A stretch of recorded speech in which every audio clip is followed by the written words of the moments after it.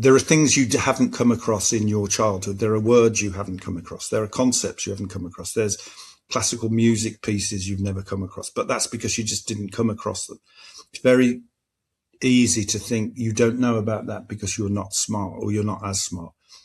But it takes a while to realize I don't know about that because I never encountered it. And now I am encountering it. And now, so therefore, it's not intimidating. I can just go to it. Well, I'm joined now by its creator, Stephen Knight. Stephen, welcome to Times Radio. It's a pleasure to be here. It's a great pleasure to speak to you. Look, let's dive right in. Look, whether it's 1,000 Blows or Peaky Blinders or House of Guinness, your work has a really distinctive style. It's urban, it's industrial, it's gritty. You know, Peaky Blinders was set in your hometown of Birmingham. 1,000 Blows is set in Victorian London. How connected to the city you're writing about are you when you're writing? I'm actually, it's a strange thing because I'm actually always drawn to rural and bucolic and those sort of stories. But for some reason, I like the tension sometimes of people who are sort of themselves drawn to that atmosphere, who are stuck in an urban environment. So with Tommy Shelby, before the First World War, he used to ride horses and go out in the country and be a Romany. And Hezekiah has come from, a fairly idyllic, beautiful rural environment. And then bang, you're in the city. And I think it's that tension that I like to explore because, and, of course, cities, especially cities of certain historical periods, are very interesting to look at. That, in my opinion, they're beautiful. Some people would say not, but they're very interesting, and there's a lot of action and a lot of energy involved. So I'm always drawn to those. It's not conscious, but I absolutely agree that that's what my stories tend to be. You've obviously written stories about places You've obviously written stories set elsewhere, but there's such a strong feeling of Britishness to your work. And at least a lot of your work. I wonder, does that come out of the countryside? Does that come out of the setting? Does that come out of making the country into the town? Yeah, I just think Britain, is an extraordinary place with extraordinary stories, and obviously the history. We all know that it's got this fantastic history, but I feel the history in the buildings and in the people and in the way people speak and their accents and the way the countryside is laid out and the way cities are built and the different layers from different eras. And so why wouldn't I think is the answer, that when you're surrounded with a place that's so fertile for drama, then why wouldn't you? You've said about 35% of season 2 of 1,000 Blows is rooted in real history. Is that because you find history inspiring, or did you feel a sort of responsibility to keep it real? I find history way better than anything I could make up.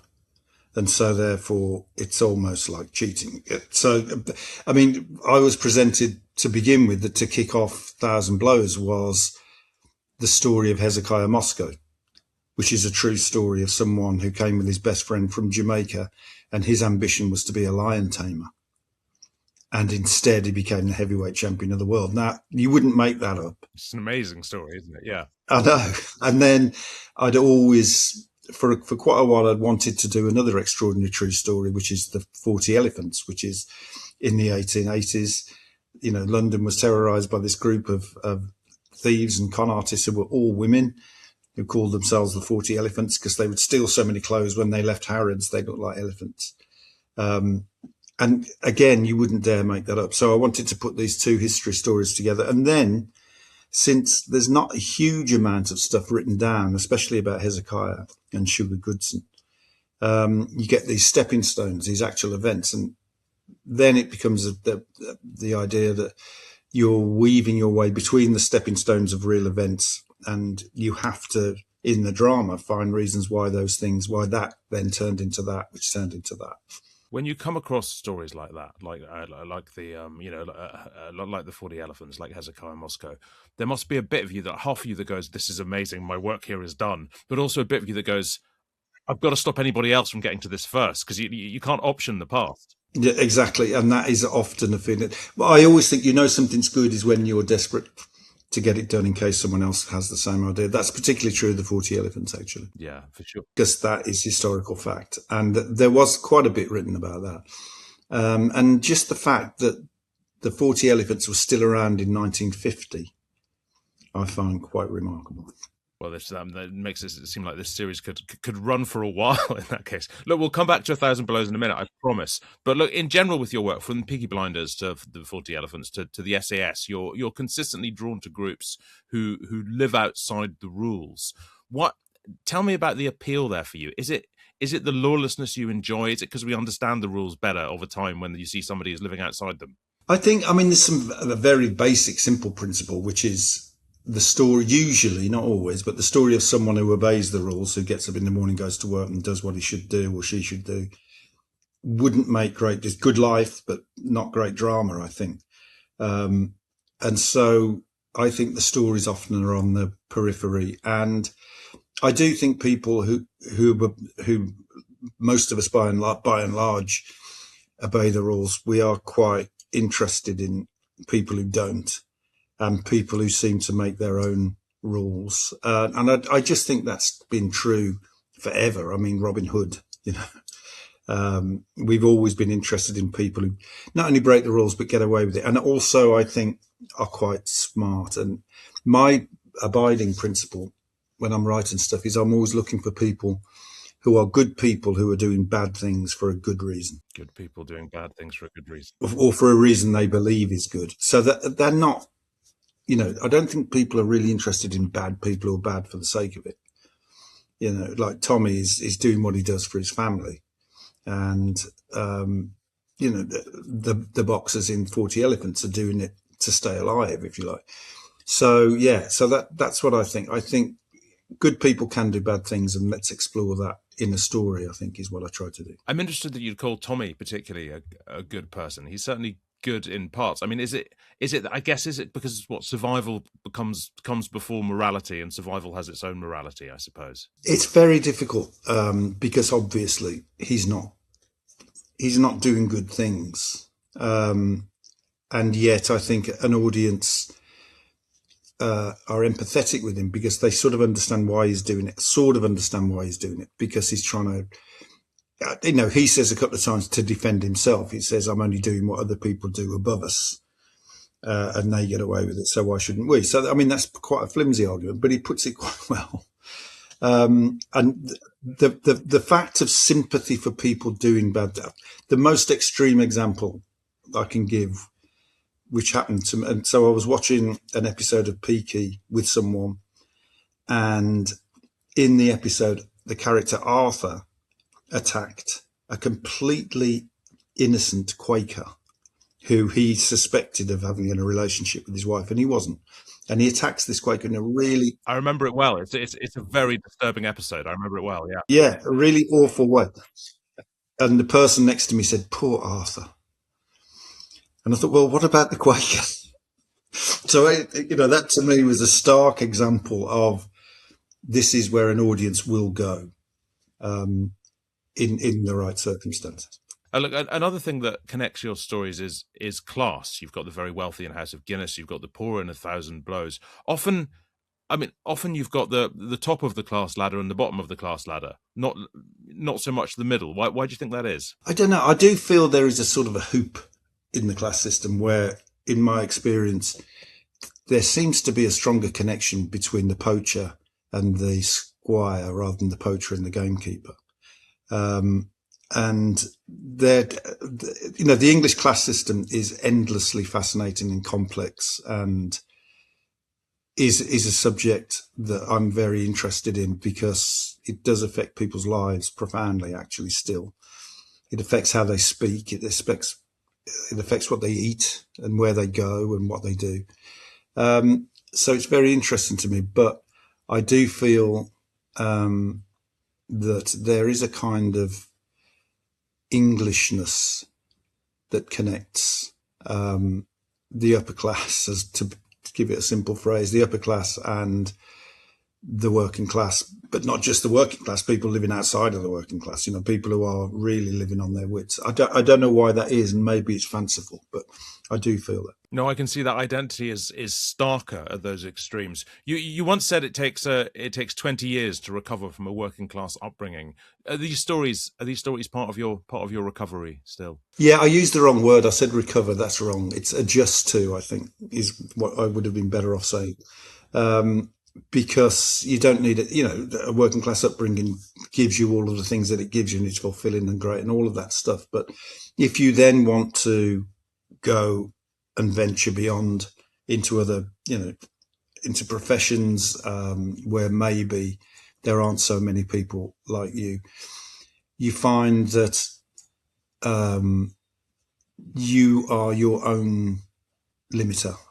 You limit yourself because you've never really been taught to expect anything more. And, you there are things you haven't come across in your childhood. There are words you haven't come across. There are concepts you haven't come across. There's classical music pieces you've never come across, but that's because you just didn't come across them.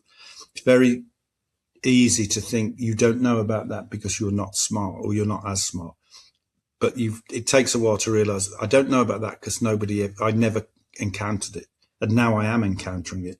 And now, so therefore, it's not intimidating. I can just go to it. Let's come back to 1,000 Blows, because it returns with Stephen Graham's back at his most violent as Sugar Goodson. You've got Erin Doherty as Mary Carr.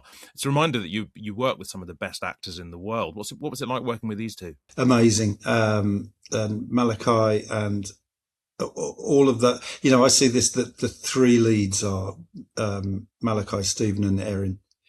And all of them are just amazing. I mean, Stephen is incredible. So when you've got people like that to perform the things that you're writing, you can sort of not only relax a bit, but you can also be quite adventurous because you know that they'll be able to pull it off. Erin, I knew her work a bit, but didn't realise she's this good. And I think the world is now spotting it, and she's going to disappear into Hollywood, I'm sure. So, but absolutely fantastic performances, nuanced, from the heart, and that's why I think people have responded so well. Well, look, for viewers who haven't seen season one, it revolves around bare knuckle boxing with, as you said, Malachi arriving as Hezekiah Moscow, and Stephen Graham's character is a sort of emperor of the bare knuckle boxing scene. How did you? I mean, did you just get to that through the story of Moscow, or was there something about bare knuckle boxing that you thought was just at the heart of the kind of the way you write, the kind of stuff you write about, the stories you want to tell? It's a bit about, because the reason I was attracted to the story is because it's about someone who didn't expect to get involved in this world, but got drawn into this world and found himself to be good at something. And the bare knuckle boxing world, I mean, I haven't got personal experiences, thank God, but I've got in the family like a great uncle who was a bare knuckle boxer, and I heard stories of how they used to stand in barrels, two people in barrels next to each other. So there's no footwork involved. And they'd fight bare knuckle. So these stories that I'd heard before, and the idea that someone is, it's lots of themes that I'm interested in, which is someone from a rural place gets thrown into an urban environment, and the only way they can survive is to literally fight other people. And from all of that, there's not a lot of stuff, but the stuff that does exist about Hezekiah is that he was actually quite a gentleman. And that's how I wanted to write him. Like a lot of, good boxers, they've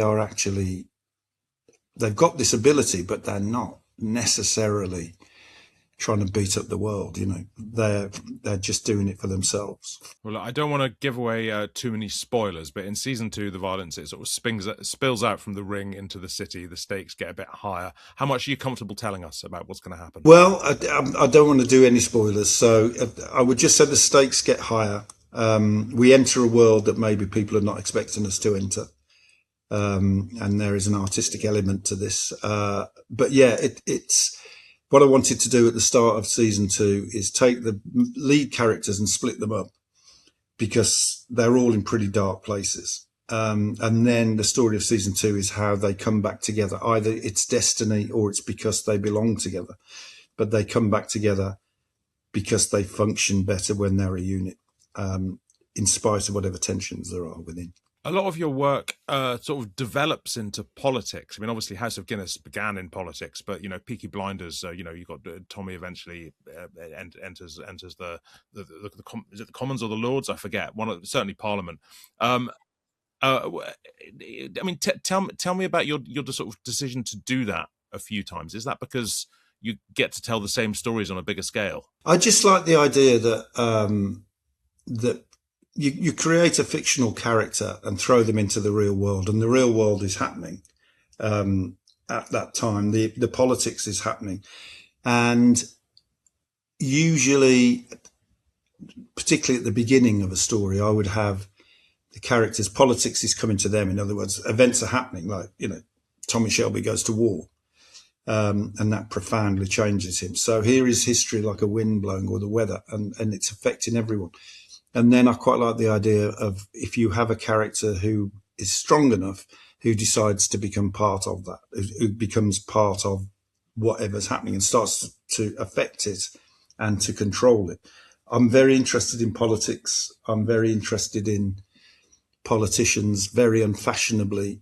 I think they're underpaid and underrated and abused and shouted at, in spite of the fact that, I think we should be careful what we wish for, and we definitely need people who are going to devote their lives on both sides. I'm talking about on all sides, who actually care enough about stuff to devote themselves to doing it. And I think a majority of politicians, I'd probably sound naive, but I think the majority of politicians are there to do some good stuff. But it's very easy to knock them. I'm not saying Tommy Shelby is necessarily a good example of a Labour politician. I dread to think what party he'd be in today. I think I'd be rather frightened having him in the studio trying to hold him to account. Look, before I let you go, Stephen, it's been reported that you are writing the new James Bond film with Denis Villeneuve directing. Callum Turner heavily rumoured to be cast as the new Bond. What can you tell us about that? I can't tell you anything, I'm afraid. I'm strictly, more than anything I've ever done, I am absolutely embargoed to say anything other than it's going to be fantastic. I can almost see you having written, I mean, again, you might not want to say anything about this, but having written Bond, writing a drama about Bond, writing a drama about the history of Bond, the Bond family. It's quite House of Guinness, all that. Look, we talked a bit about Stephen Graham a little bit earlier. I don't expect you to say for definite, but he'd make a good Bond villain, wouldn't he? Lots of people would make good Bond villains. Lots of great actors would make good Bond villains, and I know that lots of great actors, I think, would love to do it. So that's the great thing about this project, is it's very popular with all the people in our business. Yeah, I think so. Look, London gangsters, London boxers, they're all scary. The Bond franchise seems to be a little bit more scary still. Stephen Knight, absolutely lovely to speak to you. Thanks so much for being with us. Thanks a lot.